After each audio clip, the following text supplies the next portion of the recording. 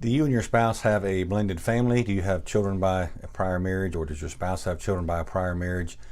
If so, then this video can be very helpful to you. My name is Bill Miller, and I'm an estate and elder law attorney in Alabama. And estate planning for blended families presents issues that don't come up with families that are not blended. One of the main issues that you have to address is what happens if you pass away first. How do you know that your spouse is going to leave assets to your children by your prior marriage if that's what you want to happen? Most people just do what we call sweetheart wills, where they leave everything from when one spouse dies, they leave everything to the other spouse.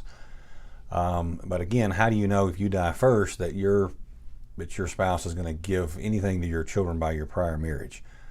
We often see situations where a couple will be married for a while and maybe one of them passes away and they had a couple of children who are now adults, and they get married later in life, maybe in their 50s or 60s, but a lot of what they accumulated with their deceased spouse, they'd like to go to their children of that marriage.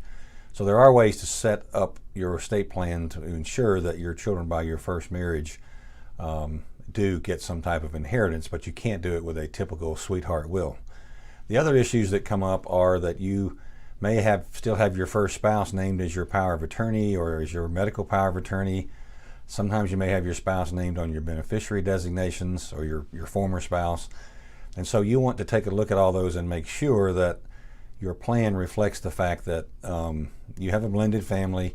Make sure your beneficiary designations and your designations on your advance directive and on your power of attorney have your current spouse on there if that's who you want making decisions for you and not your prior spouse. So if you have any questions about any of this, if you have a blended family and you have concerns about your either not having an estate plan, or if you have an estate plan that's out of date that may have your former spouse listed, then please give us a call at 241-6794, or you can visit our website at www.millerestateandelderlaw.com.